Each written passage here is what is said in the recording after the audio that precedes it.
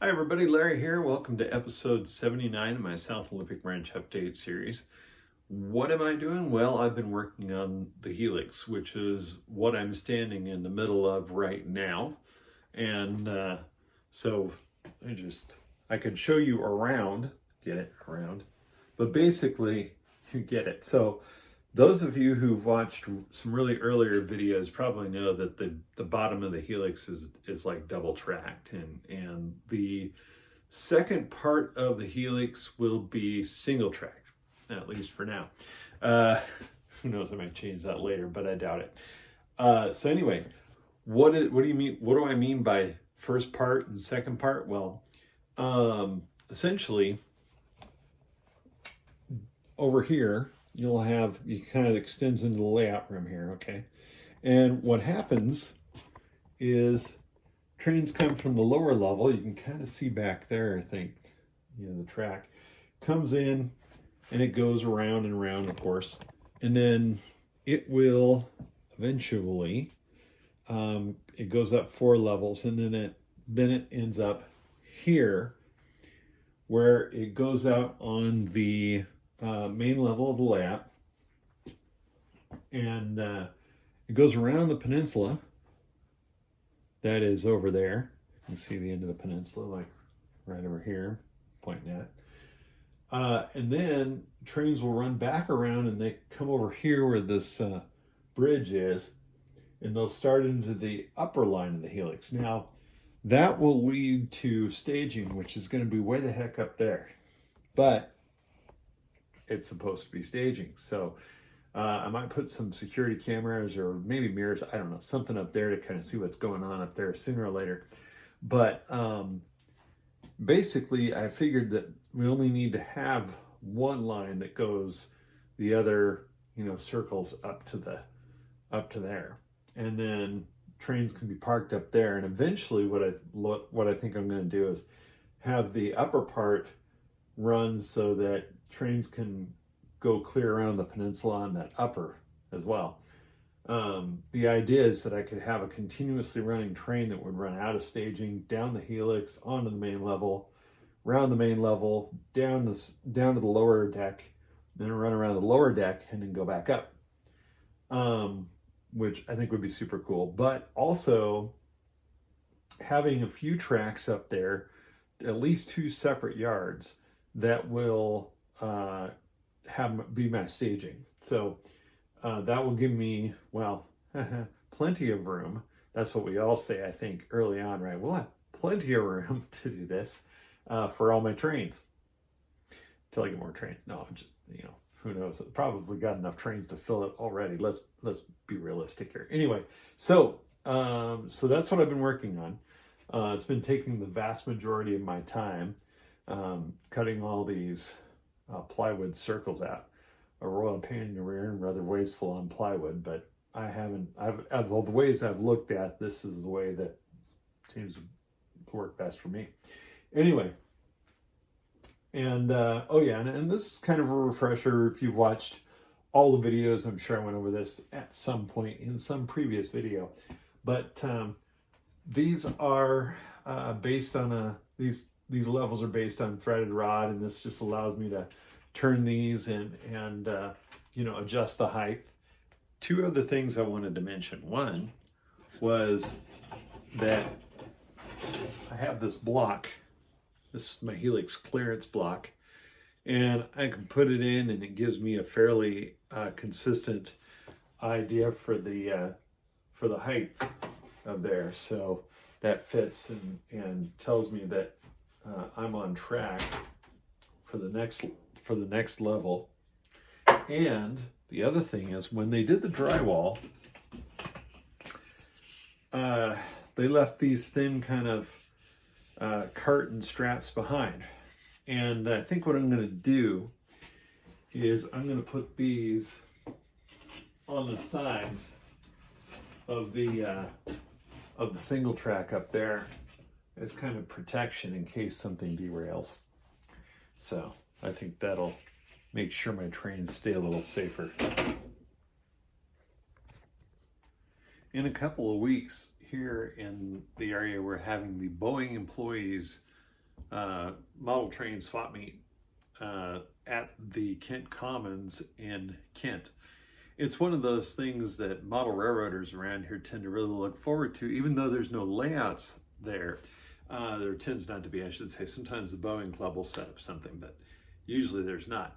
But a lot of local model railroaders who have maybe some stuff they've found to be surplus tend to sell it there. To that end, like I'll have a table there, a couple tables actually, and like this Western Pacific locomotive, that's a Proto 2000 with DCC and sound. It's been a pretty neat locomotive. Is one that I'm going to put up for sale. I weathered that a few years ago. It's been a nice locomotive, but I found there's a pre-order open for a Rapido that is a Jeep 40, and it's a low nose, and those Rapido locomotives, I really like what they've been doing with those. So I haven't pre-ordered one of those yet, but I probably will. And I'm going to sell that. That one's been my representative of the Western Pacific for a long time, but the one that Rapido is coming out with is the silver and orange paint scheme, which I think is something I like. So I'll probably do that. And I got a couple other locomotives I'm going to take down there as well. I'm going to share a table with some friends and hopefully make some folks out there happy with some locomotives and help pay for my future locomotives. On the subject of new power, Bowser come out with some locomotives that I pre-ordered. I don't know, it must have been like 3 years ago or something like that. Takes them a while sometimes to get stuff done, but they come out with they have some neat things that they do. This one is a Great Northern Big Sky Blue paint scheme with a U25B that's patched for the Burlington Northern. And I think some of you know how well I like a locomotive that's got a patch job on it. So, trying to pull it out of the box. Oh, they've changed it. They don't have a bunch of plastic in here. I can't seem to get it out of the box though. I pause this while I try to get it out. Good Lord, do not want to break this thing.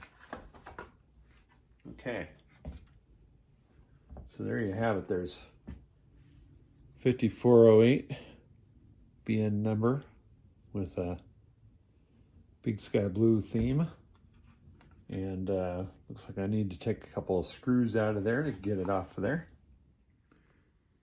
Okay, let's power it up.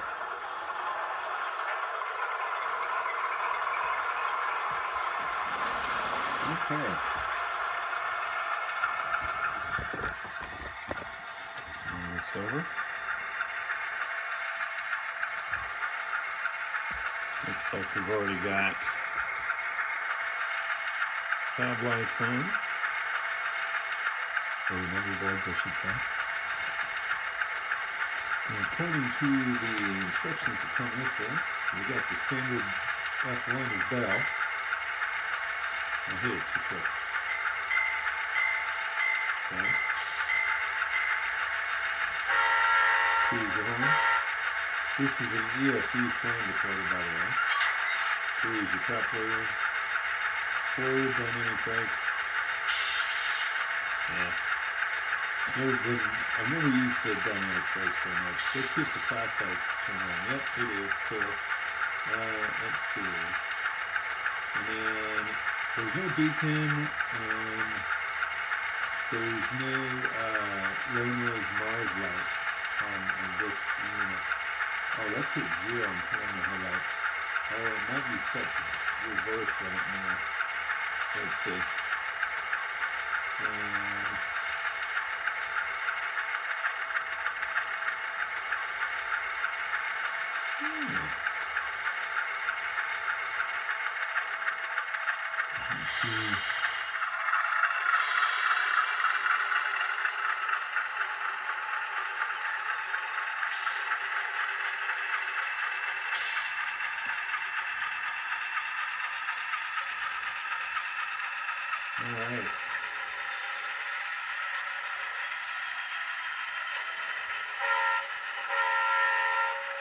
Okay.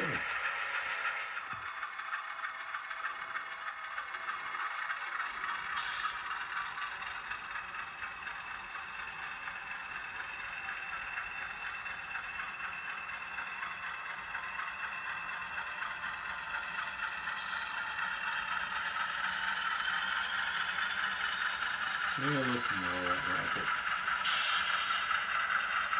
Typical Phillies G ear laid out there.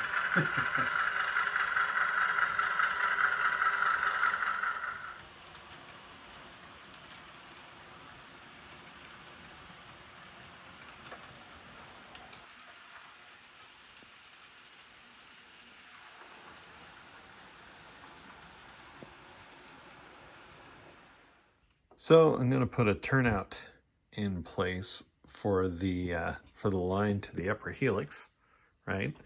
And so I had drilled a hole here, but when I looked underneath the layout, I discovered, or there was main bus wiring that was kind of in the way, right up here.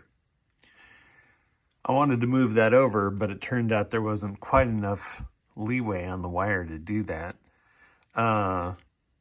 And I needed to cut it to get it out of the way. So to move it over. So I had these T-taps that are about where those two T-shaped lever nuts are there. Took those out, put in the T-shaped lever nuts, which one of those T-taps was not staying tight anyway. It was kind of annoying me.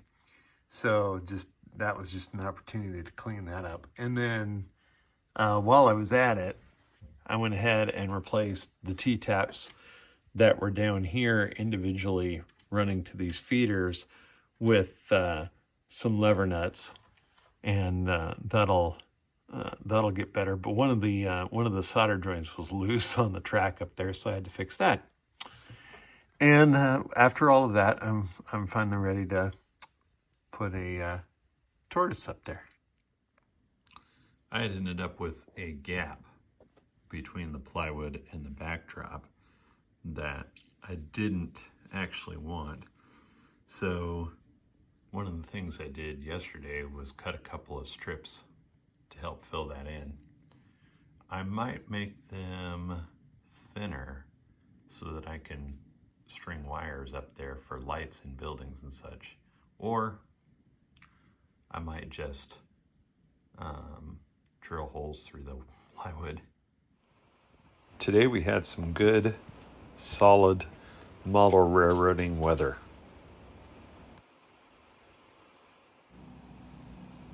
There's a lot of ground to cover when you're moving these nuts down a threaded rod, and my friend Alex suggested using a wide rubber band and a drill. Works well. So I got out my protractor and I'm drawing more circles on the plywood to cut out for the sub-rope bed for the Helix. I started on this side and then I thought, well, it's longer that way, so I could get a longer continuous piece before I have to have a joint. But I know that if I was to do it the short way, I could eventually get more pieces out of this piece of plywood. Because the weather has been a little bit colder lately, I haven't been out in the garage to paint these remaining parts that I've made for the Chemtrade building. Once I get those painted, I should be able to glue the outside of the building here together and get that on that Fremo module.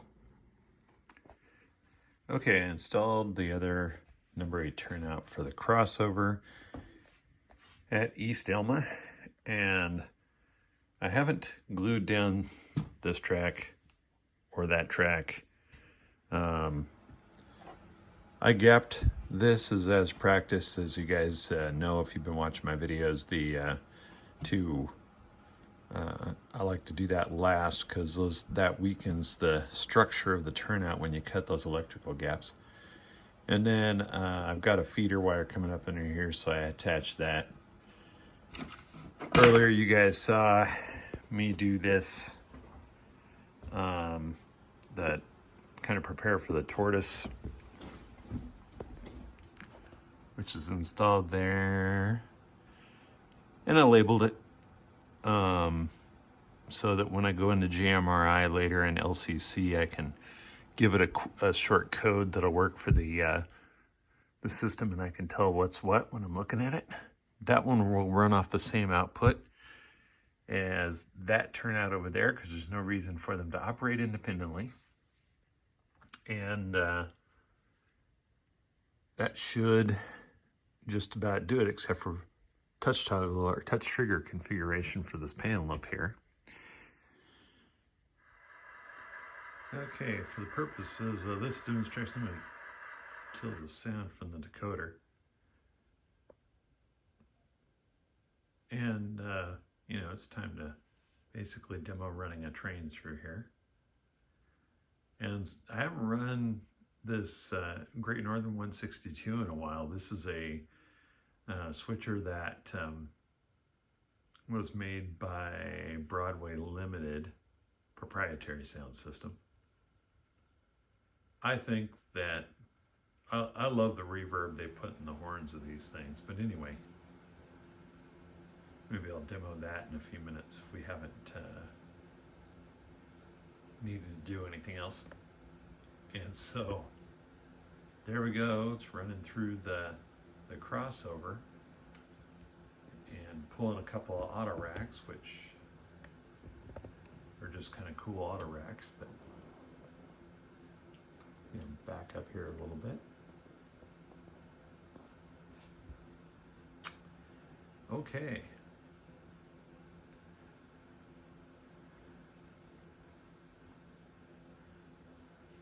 All right. I don't have the track going all the way up there. You know, I've got to put that bridge in place, which means I need to cut down this the abutment on the left there. But what I want to do next is throw these turnouts so that I can try backing across the crossover. Okay, so I've thrown both of those tortoises manually, which basically means I gently pushed them over because I don't have the power turned on right now, and I don't have the power connected to the new one anyway. So let's see how we do with these cars rolling across there. Of course, the true test would be to get out my passenger train, but since the line isn't that far along yet, I don't know that I want to do that. So there we go. That's good.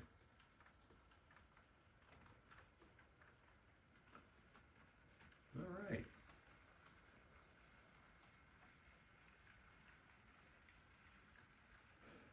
No stalls, no derailments. That's good. Flipping the switch and the momentum kicked in there. And now it's going to come back for us. I'm going to turn it up, speed it up a little bit so we don't have to wait so long. Oh, of course, now it stalls on the old track. It probably needs cleaning. Yeah, it doesn't look too bad. There we go. That's a little dirty.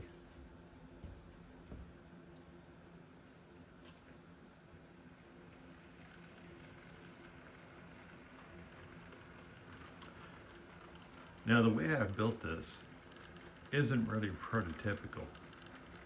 When a train comes out of the yard,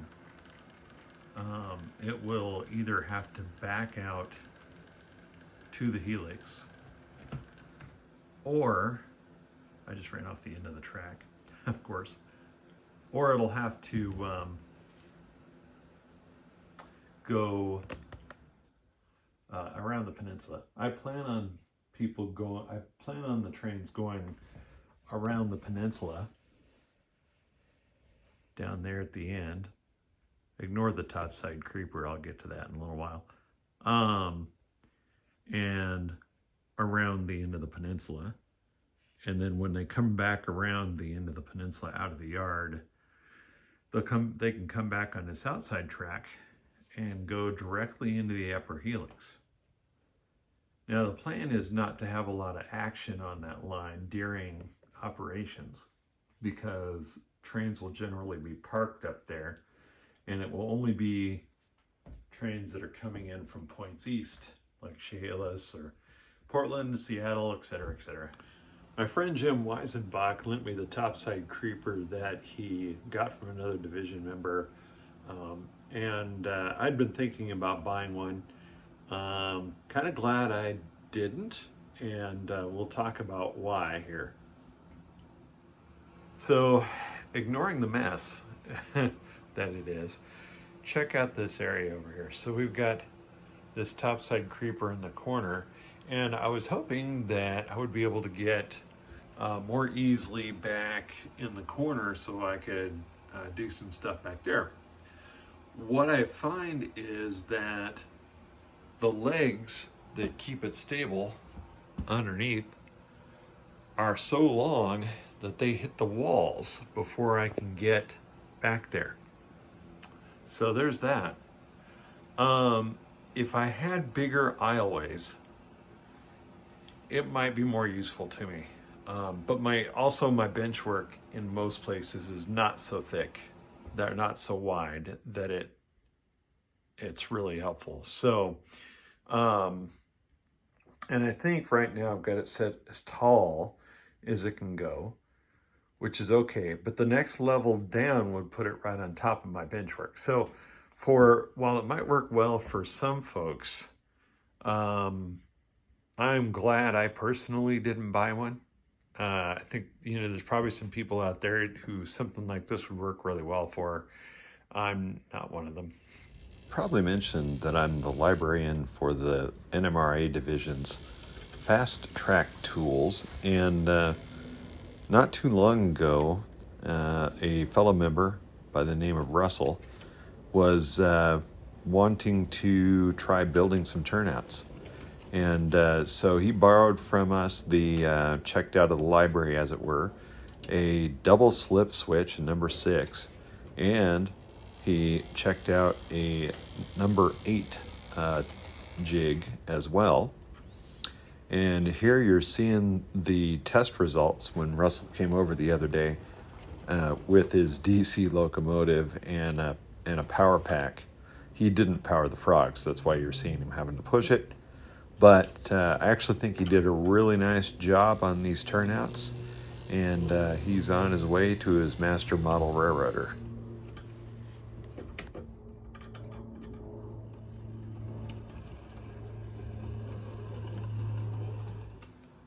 Today was the annual Boeing Employees Model Railroad swap meet, and I had a few things I wanted to see if I could sell. I was somewhat successful getting that done. But in the meantime, I also picked up a couple of things. Dave from Details and Scale was there, and he has these nice lumber loads. Picked up one of those for my Walther's 73-footer, and another 60-foot for the MDC cars, the old MDC flat cars, and another load that'll fit my exact rail cars. So thought that was a good pickup. And those are nice loads. If you go to Details in Scale or detailsnscale.com, I think it is, he sells those online, so you can order them and have them shipped directly to you. But and I might have even showed you what they looked like before, but in case I didn't, let me pop open this package and let's do this. So here you have your average Walther's 73-foot center beam car, and the load just drops on like that, and then you put the other side on it. Now you might think without some kind of security that these might just fall off, but they tend to stay put. So I think that, looks pretty good. Walther sells a kind of a plastic lumber load kit or device, as you might want to call it. I have some of those. They tend to look like that, which is, you know, it's not bad, but you know, having some unwrapped lumber is cool too. So there's that.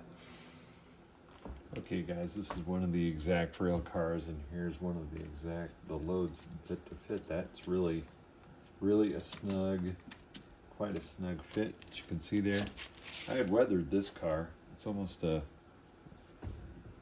of a shame to cover this car's weathering job up with that lumber load. Ah, darn it. That is really tight. I think I'm gonna have to put that out of there to do this. Put that in there.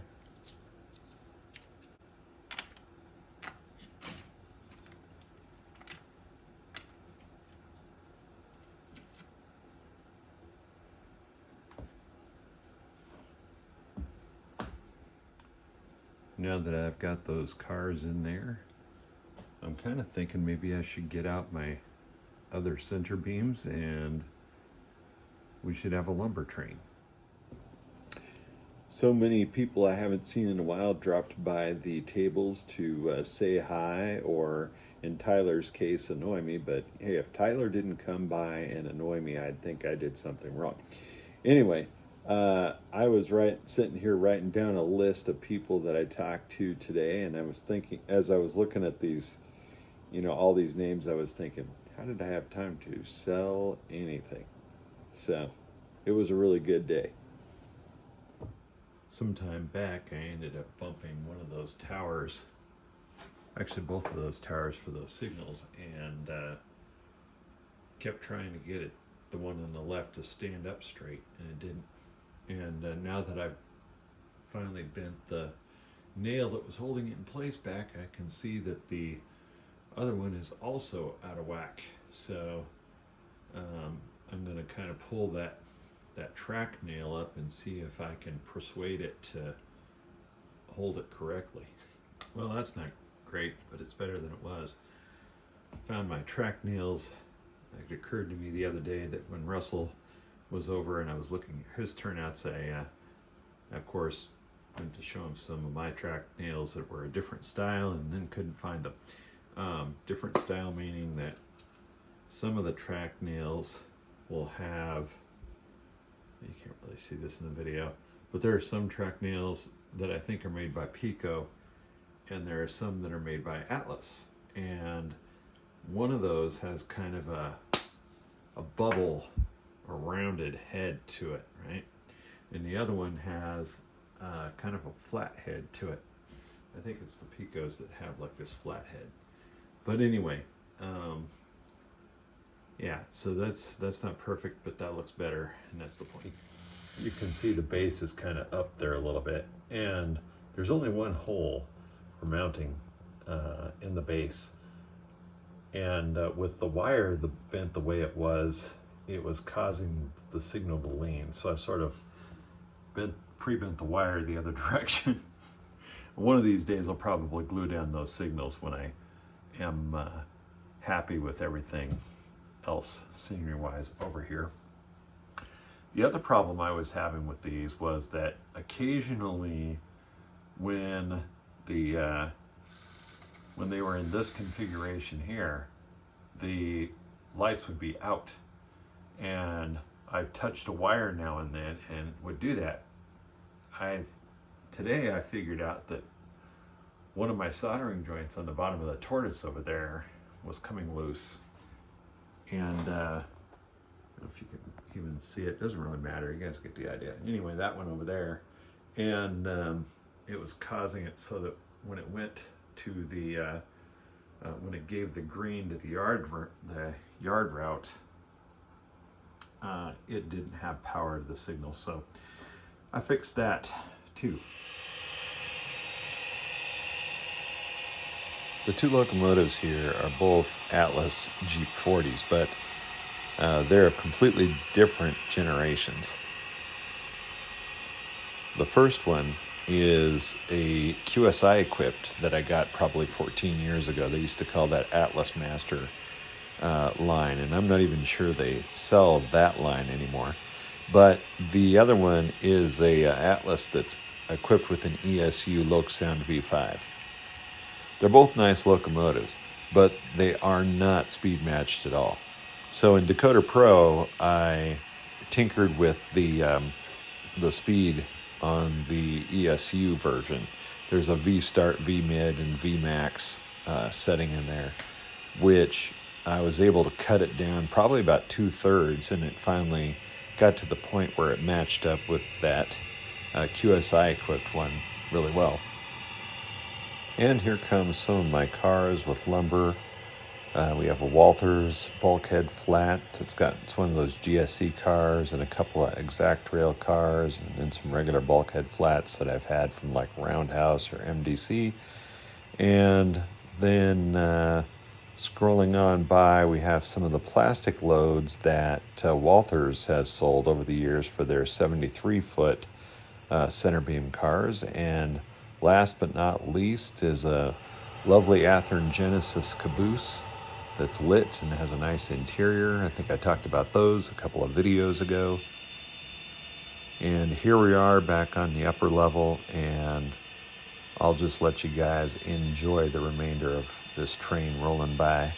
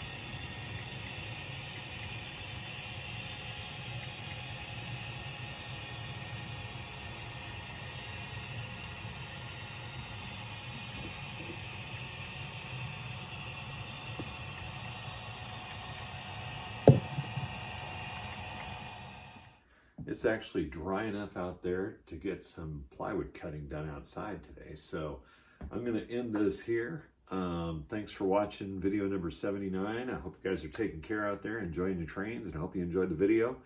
Any questions, leave them in the comments, and I'll see you next time.